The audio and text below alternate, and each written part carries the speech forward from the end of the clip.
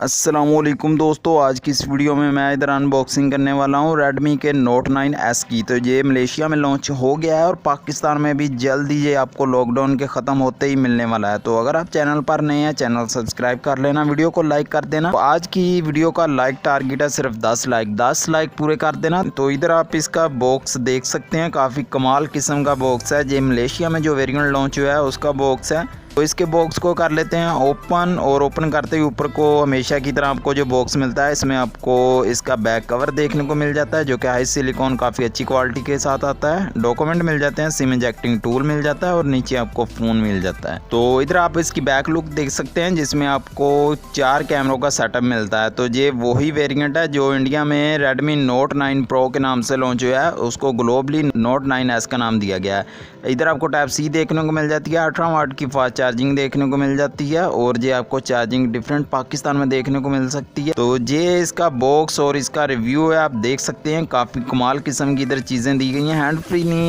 Hand free इधर आपको नहीं दी गई, जो कि हमेशा की तरह दूसरे फ़ोन भी आपको नहीं देते। अगर आप इसकी लेफ्ट साइड देखें जिसमें आपको सिम डालने का ऑप्शन मिलता है, और इसकी राइट साइड में पावर बटन और साथ में वॉल्यूम बटन मिल जाते हैं। तो पावर बटन के अंदर ही आपको फिंगरप्रिंट सेंसर भी दिया गया। अगर नीचे हैं तो नीचे आपको स्पीकर टाइप C 3.5 mm का ऑडियो जैक देखने को मिल जाता है, और साथ में माइक भी मिल जाता है। तो ऊपर वे नॉइस कैंसिलेशन माइक देखने को मिल जाते हैं। तो ओवरऑल फ़ोन काफ़ी कमाल का देखने को लग रहा है। बैक पे 64 मेगापिक्सल का मेन कैमरा मिलता है, 8 मेगापिक्सल का अल्ट्रा वाइड कैमरा मिल जाता है, 5 मेगापिक्सल का मैक्रो और 2 मेगापिक्सल का डेप्थ सेंसर देखने को मिल जाता है। फ्रंट पे आपको बिल्कुल स्मॉल सा कैमरा देखने को मिलता है जो कि 16 मेगापिक्सल का है, और ये काफ़ी अच्छी परफॉर्मेंस देने वाला है।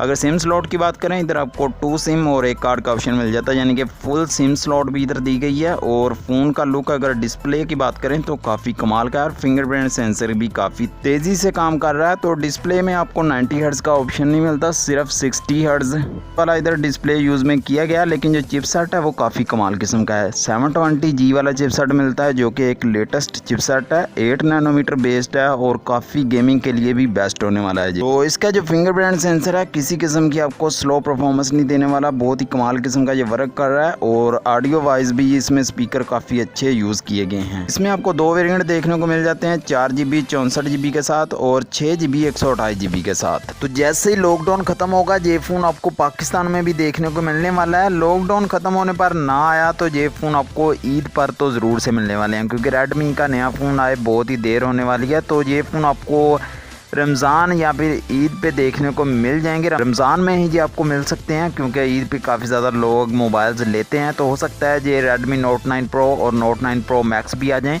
तो उनकी वीडियो भी आपको इस चैनल पे ज़रूर से मिलेंगी। और ये एक मलेशियन वेरिएंट था, तो सेम इसी तरह का आपको पाकिस्तान में मिल सकता है जो रोमर्स आ रहे हैं उसके मुताबिक। तो देखने को काफ़ी कमाल का फ़ोन लग रहा है, और इसकी प्राइस होने वाली है तकरीबन 40 से 45 हज़ार के दरमियान। तो अगर इस रेंज के अंदर आता है तो ये फर्स्ट फ़ोन है जो कि इस रेंज में बेस्ट आपको चिपसेट दे रहा है, यानी कि 720G वाला जो कि 8 नैनोमीटर बेस्ड है। इससे पहले ओप्पो का A9 आता है जो कि आपको स्नैपड्रैगन का 665 वाला चिपसेट देता है। G90T वाला चिपसेट मिलता है जो कि Redmi का ही Note 8 Pro है।